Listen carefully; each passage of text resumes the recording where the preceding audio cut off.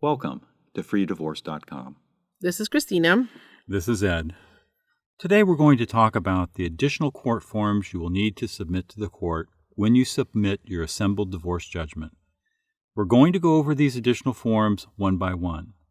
We're not going to repeat what we said in the prior video about the appearance, stipulation, and waivers form, which is FL-130, or the request to enter default form, which is FL-165.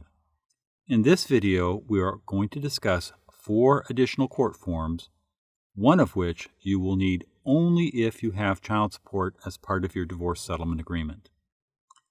One of the 4 forms is called a Declaration for Default or Uncontested Dissolution, which is FL-170. Christina, please tell us about the FL-170. Whether you're processing your judgment as an uncontested case, which we sometimes call a non-default case with an agreement, or as a default case, whether it's a true default or default with an agreement, you will need to complete the form called Declaration for Default or Uncontested Dissolution, which is FL-170. This is a 3-page form. Is the FL-170 in our court forms database? Yes, you can find a blank version of FL-170 in our database that you can fill out and print for free. We also have included in our database 3 different versions of the completed FL-170. The completed version you want to look at will depend on which method you're using to process your judgment. If you're processing your case as an uncontested case, click on the completed version of FL-170 that is entitled Non-Default with Agreement. If you're processing your case as a default with an agreement case, then click on the completed version of FL-170 that's entitled Default with Agreement. If you're processing your case as a true default, click on the completed version of FL-170 that's entitled True Default. If your case is a contested case, you will not use the FL-170. I'm looking at page 1 of the FL-170, item number 4.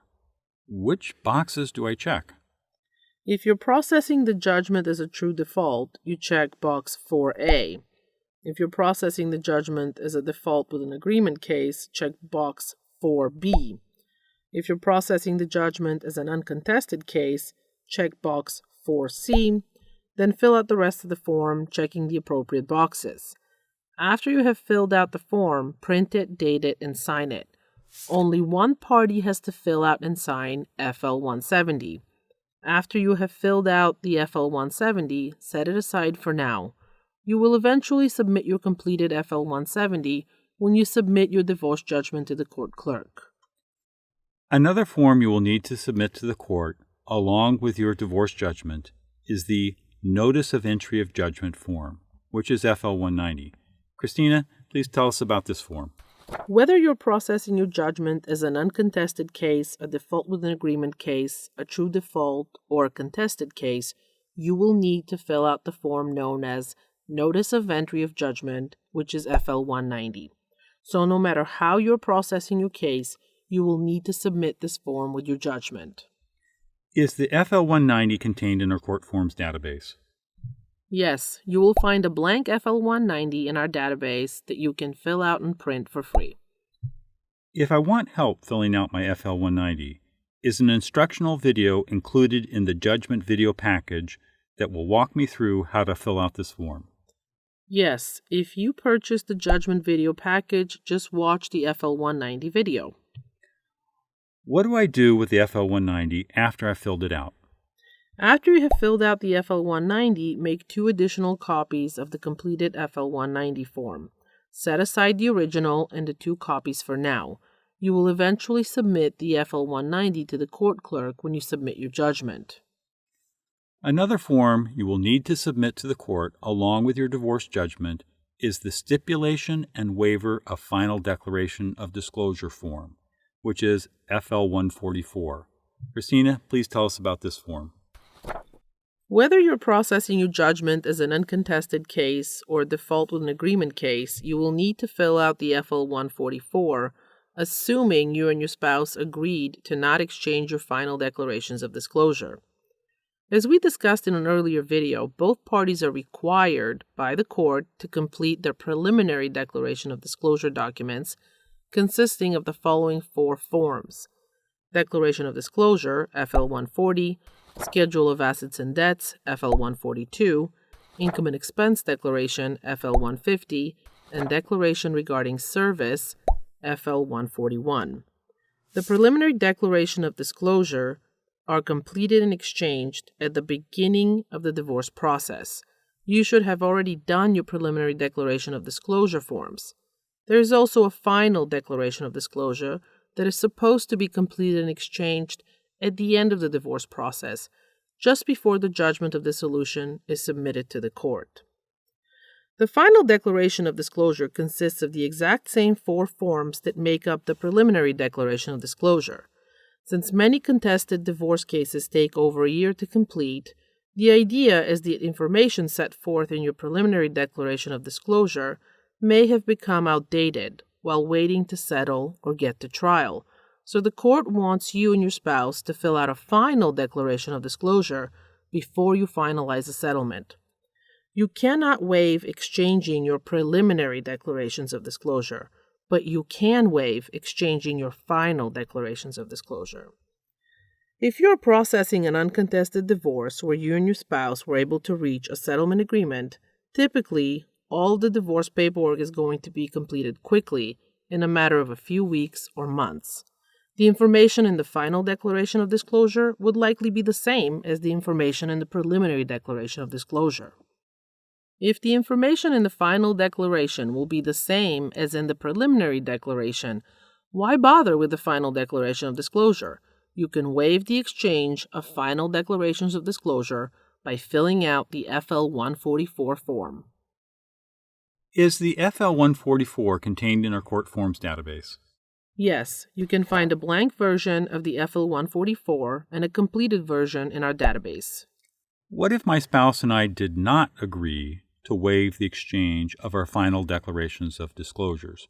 What if we both filled out our final declaration of disclosure documents and exchanged them? In that case, do I still fill out the FL-144? No. If you and your spouse filled out and exchanged your final declarations of disclosure, then you don't use the FL-144. Instead, you're going to fill out FL-141, which is entitled Declaration Regarding Service of Declaration of Disclosure and Income and Expense Declaration. We talked about the FL-141 in an earlier video when we were discussing the preliminary declaration of disclosure documents.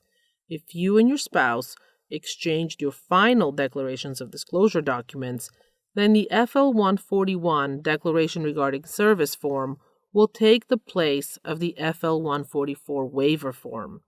If you exchanged your final declarations of disclosure, then both you and your spouse will have to fill out the FL-141 form. What do I do with my completed FL-144 or my completed FL-141? After you have filled out either the FL-144 or the FL-141, set it aside for now. You will eventually file this form with the court when you submit your divorce judgment. If your divorce judgment includes child support provisions, then another form you will need to submit to the court along with your divorce judgment is the Income Withholding for Support form, which is FL-195. Christina, please tell us about this form. This is a wage assignment form. If you have minor children and child support as part of your settlement agreement, some courts will not process a judgment of dissolution unless you include the FL-195 form with your paperwork. This form is complicated because it is really a federal government form designed to work in all 50 states. You know it is federal form when the form is 4 pages long, but comes with 7 pages of instructions on how to fill out the form. Is this federal form contained in our court forms database? Yes, if you go to our database, you will find both an example of a completed FL-195 and a blank FL-195 form that you can fill out and print. We have also included in our database a copy of the instructions on how to fill out the form.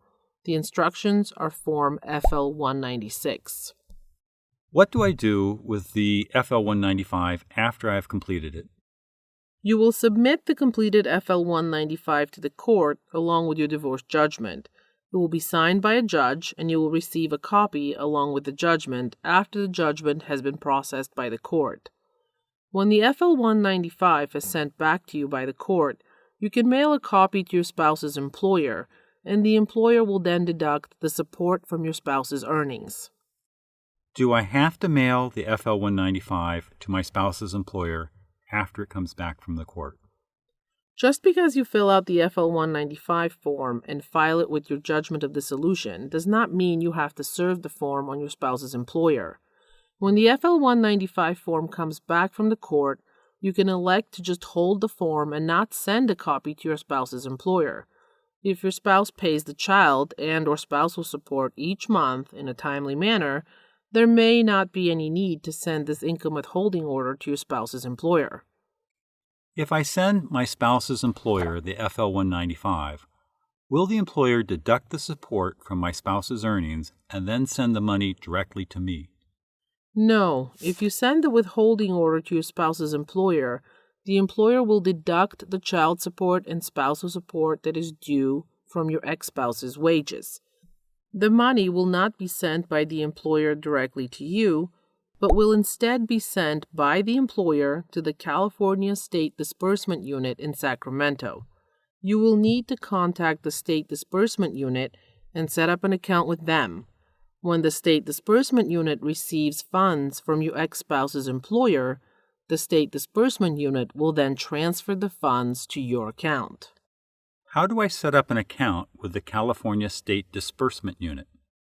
If you Google California State Disbursement Unit, it will take you to their website. You can follow the online instructions on how to apply for their services and set up your account.